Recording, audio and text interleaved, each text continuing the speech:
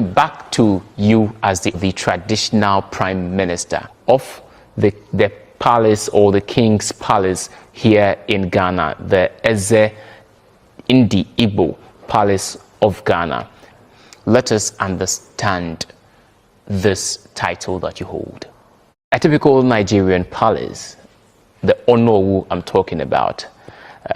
You've heard of it. You want to know who the Onowu is, what they do, what their responsibilities are in the palace. Culture, it encourages us also to promote our own tradition and culture in Ghana.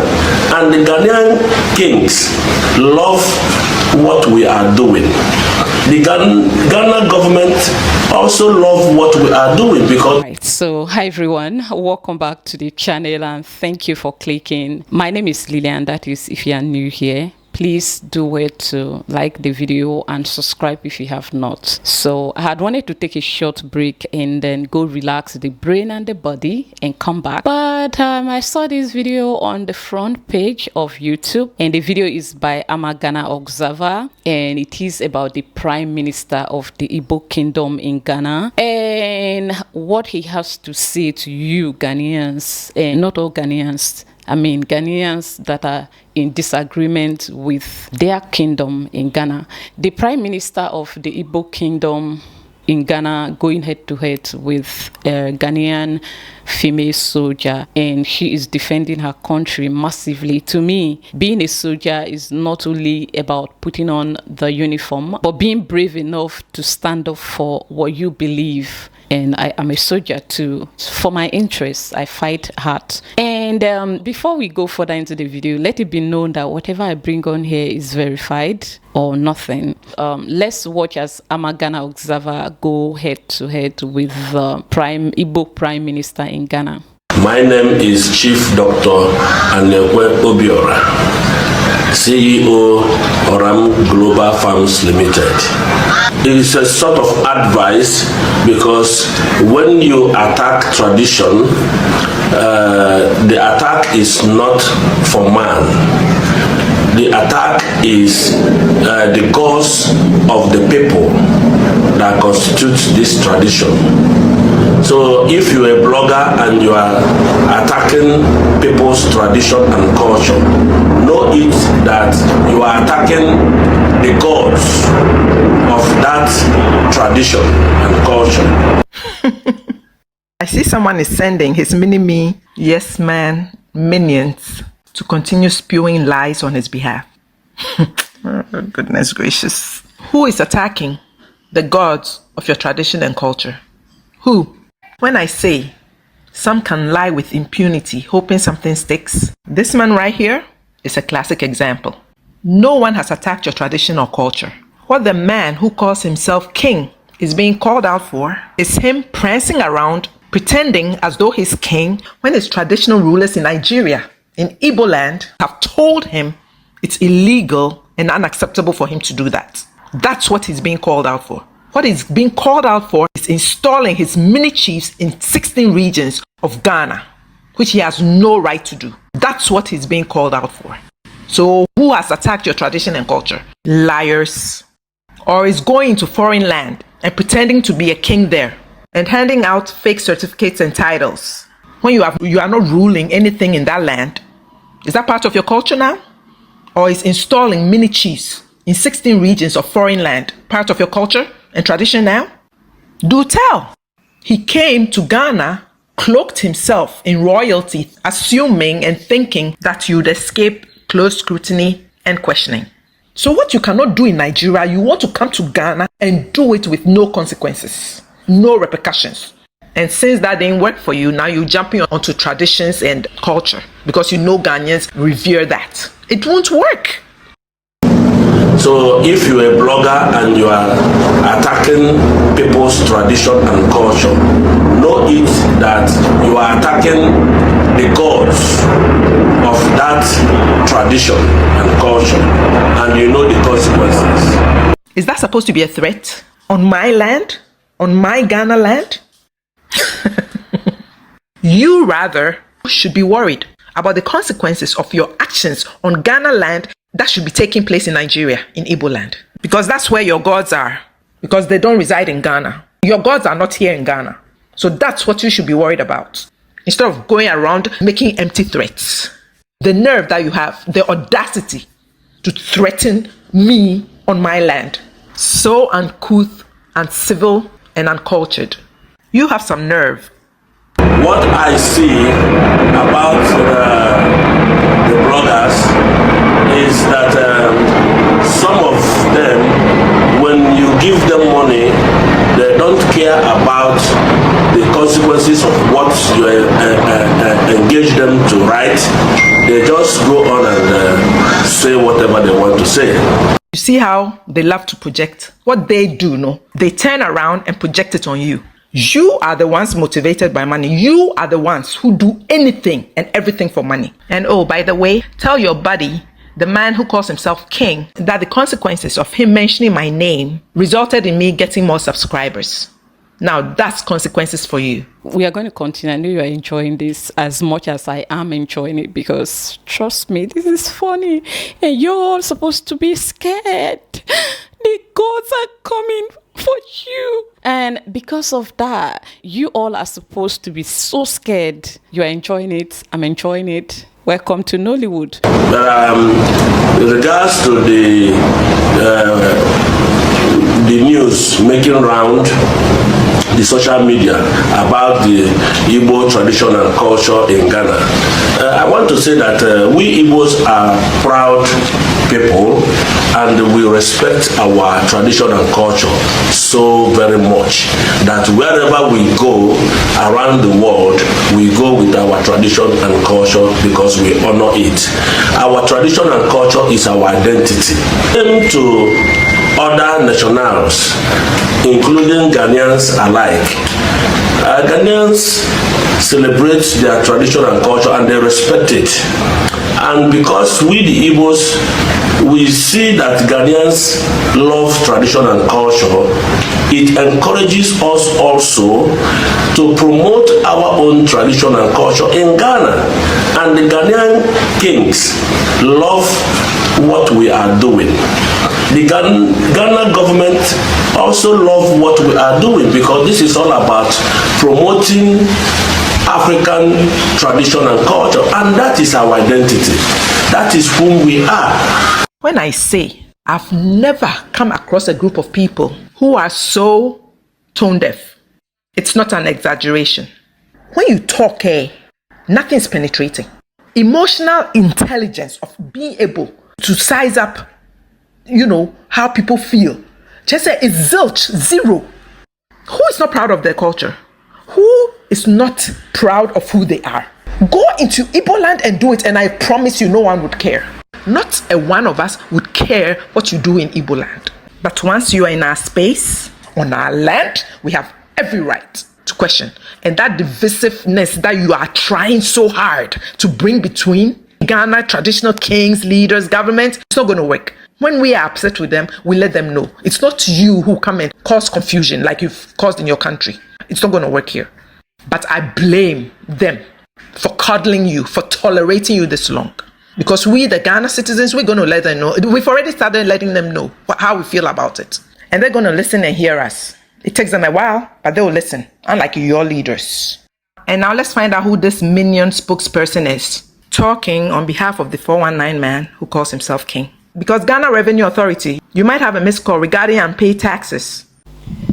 Hey, no, Charlie, we are going to continue, but I'm a Ghana observer. Can you please take it easy on us? That part you said, our leaders listen to us, unlike yours. See, it crushed me, like it broke me into several pieces. But I would take it because you are saying nothing but the truth, and the truth is always bitter. And I have come to realize that in life, sometimes we make the best decision from our pain and bitterness. Sama said they do not listen to us, and it's true. It's paining me. So what am I going to do now? I'll think about it. A typical Nigerian palace, the Onowu I'm talking about.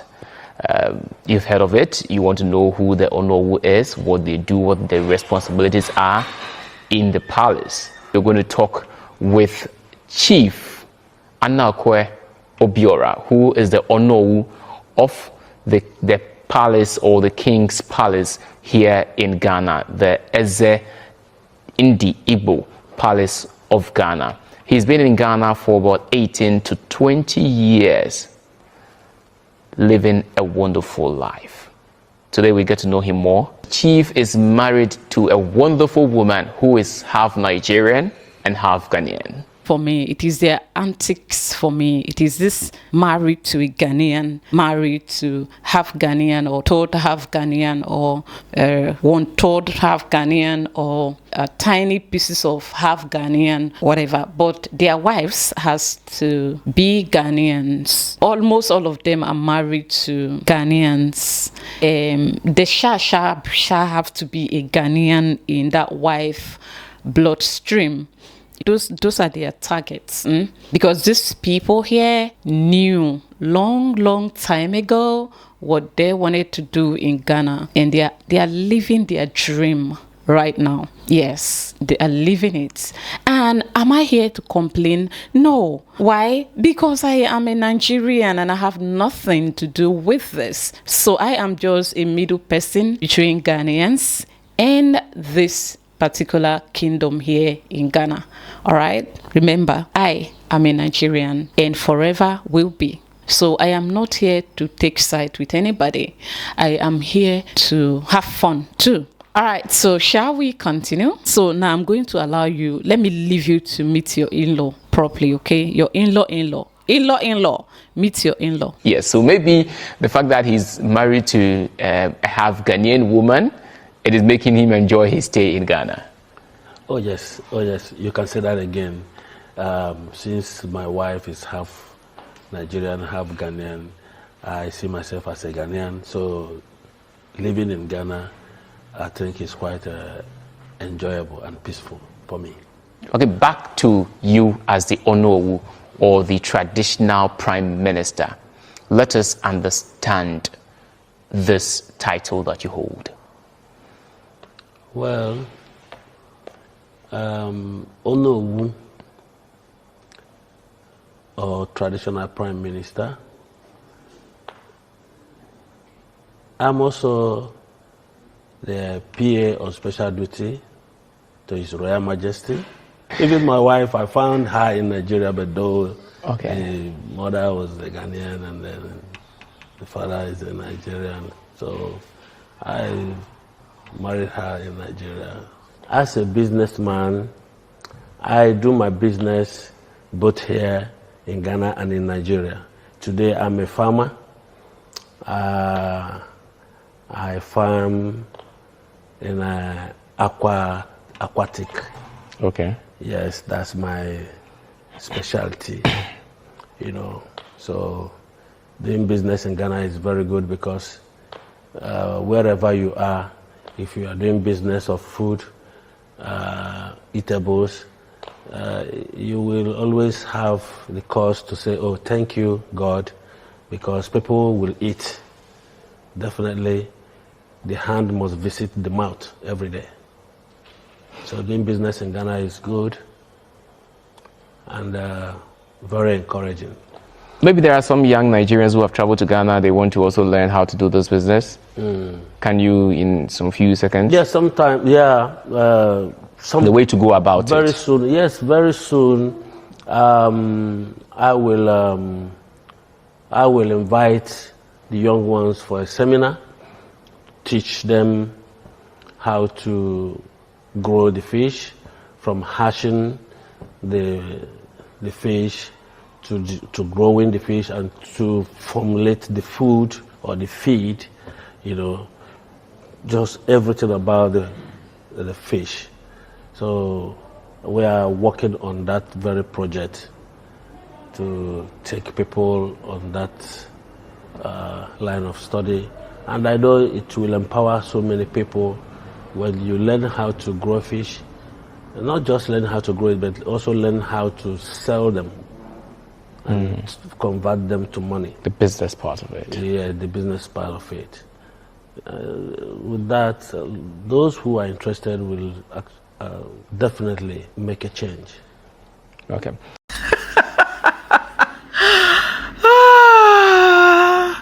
Fish farmer. Yeah, right.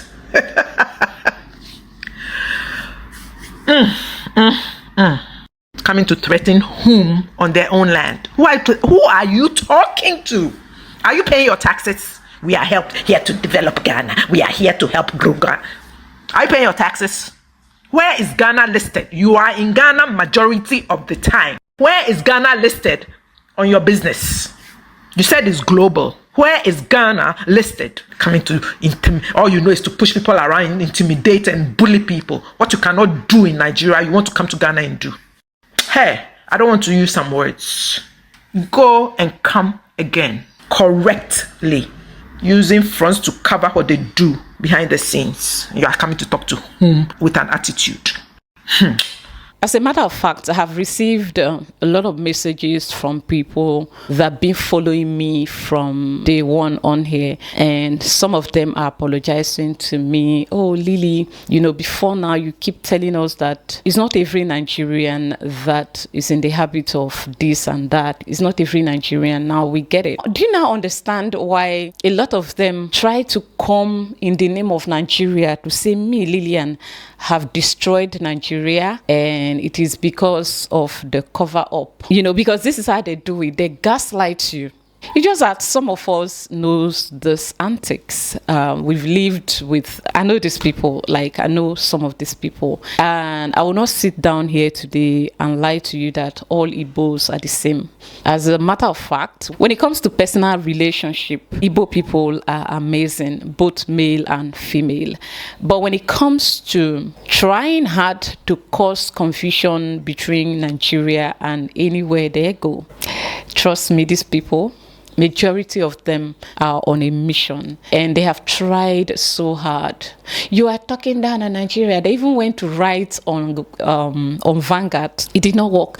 Guess who is behind the write-up? An Igbo woman went to tell her robo husband or boyfriend or whatever, Francis, whatever, to write an article about young Nigerians living in Ghana and appreciating the beauty we discovered here.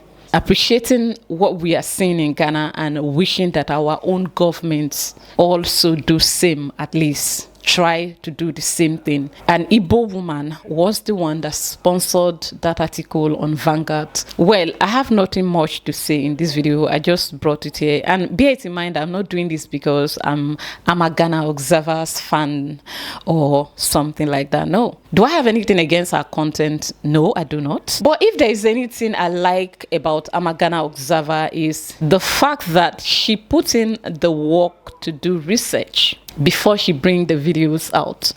So maybe one day she's going to do a video about me, and I urge you to believe it. It might be true, because the kind of research that this woman put into her content. I hope you enjoyed this video, and I'll see you again. Bye.